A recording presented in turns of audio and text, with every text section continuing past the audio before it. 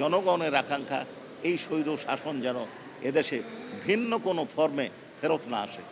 গতকাল শেখ হাসিনা, চৌধুরী আবদুল্লাহ আল মামুন এবং আসাদুজ্জামান খান কামালের বিরুদ্ধে জুলাই গণ অভ্যুত্থান চলাকালীন যে মানবতা বিরোধী অপরাধ সংগঠিত হয়েছে সেই মামলায় সাক্ষ্য প্রদান শুরু করেছিলেন। উনি গতকাল তার সাক্ষ্যে শেখ হাসিনা কীভাবে ষড়যন্ত্র এবং নীল নকশার নির্বাচনের মাধ্যমে একটি বিদেশি শক্তির সহায়তায় ক্ষমতায় আসীন হয়েছিলেন সেই বক্তব্য দিয়েছিলেন। কিভাবে পরবর্তী 3টি নির্বাচন পরিকল্পিতভাবে তাকে ক্ষমতায় রাখার জন্য কি কি ষড়যন্ত্র করেছিলেন, কি কি প্রক্রিয়া অনুসরণ করেছিলেন এবং কিভাবে তার ক্ষমতাকে পাকাপোক্ত করেছিলেন তার বর্ণনা দিয়েছিলেন। এক কথায় শেখ হাসিনার স্বৈর শাসক হয়ে ওঠার কাহিনী এবং স্বৈর শাসন বহাল রাখার যে প্রক্রিয়া তিনি অনুসরণ করেছিলেন তার আংশিক বর্ণনা তিনি দিয়েছিলেন। আজকে এই সরকারের পতনের বিষয়ে উনি আলোচনা করেছেন এবং বিভিন্ন উদাহরণ টেনেছেন। তার মধ্যে প্রথম উদাহরণ ছিল হিটলার এবং মুসোলিনি কি প্রক্রিয়ায় ইহুদি ধর্মাবলম্বীদেরকে হত্যা করেছিল। ঠিক বাংলাদেশেও শেখ হাসিনা তার রাজনৈতিক প্রতিদ্বন্দ্বী এবং বিরোধীদেরকে হত্যা করেছিল, অত্যাচার করেছিল, নিপীড়ন করেছিল, সেই বর্ণনা উনি দিয়েছেন।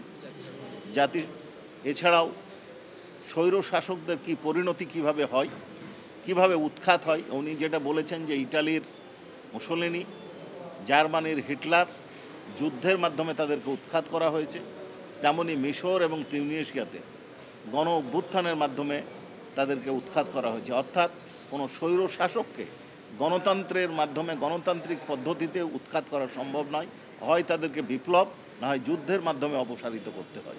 ঠিক সেই বর্ণনা দিয়েছেন এবং এই গণতান্ত্রিক জনগণের আকাঙ্ক্ষা বিপ্লবের মাধ্যমে এই সরকারকে উৎখাত করতে গিয়ে সরকারের পরিকল্পিত লেথেল উইপন ব্যবহার অর্থাৎ গুলিবর্ষণের মাধ্যমে যে 1400-এরও বেশি মানুষ নিহত হয়েছে জাতিসংঘের রিপোর্টে যার উল্লেখ করেছে তার বর্ণনা দিয়েছেন এবং তিনি আরও বিভিন্ন সূত্রের বর্ণনা দিয়ে বলেছেন 20,000-এরও বেশি মানুষ অর্থাৎ আন্দোলনকারী এবং ছাত্র জনতা যে গুরুতরভাবে আহত হয়েছে এবং তার পরিণতি তাদের ফ্যামিলি ভোগ করছে, কষ্ট ভোগ করছে, সেই বর্ণনা দিয়েছে।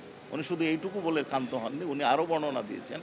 সেটা হচ্ছে যে এই জুলাই বিপ্লব চলাকালীন সময়ে যে শুধু মানবতা বিরোধী অপরাধ সংঘটিত হয়েছে তা নয়, তার 15 বছর এর স্বৈর শাসন আমলে কীভাবে বিরোধীদের ওপর অত্যাচার করা হয়েছে, কিভাবে নির্বাচনগুলো করা হয়েছে এবং এই কারণে অন্য সংস্থাগুলো, জাতিসংঘের আরও সংস্থা, মার্কিন স্টেট ডিপার্টমেন্ট এবং বিভিন্ন ইউরোপিয়ান ইউনিয়ন সহ আরও সংস্থা তাদের বিরুদ্ধে যে ব্যবস্থা গ্রহণ করেছে, যে প্রস্তাব পাশ করেছিলেন তার বর্ণনা দিয়েছেন এবং সর্বশেষে তিনি কামনা করেছেন, আকাঙ্ক্ষা পোষণ করেছেন, যেহেতু এই সরকারকে জন আকাঙ্ক্ষার মাধ্যমে জনবিপ্লবের মাধ্যমে উৎখাত করা হয়েছে, দ্বিতীয় বিশ্বযুদ্ধের পর যেমন হিটলার এবং মুসোলিনির আগমন যেন না ঘটে, নেভার এগেন এই শব্দটা উনি ব্যবহার করেছেন 2 বার, অর্থাৎ বারবার আবার যেন এই শাসন ফিরে না আসে।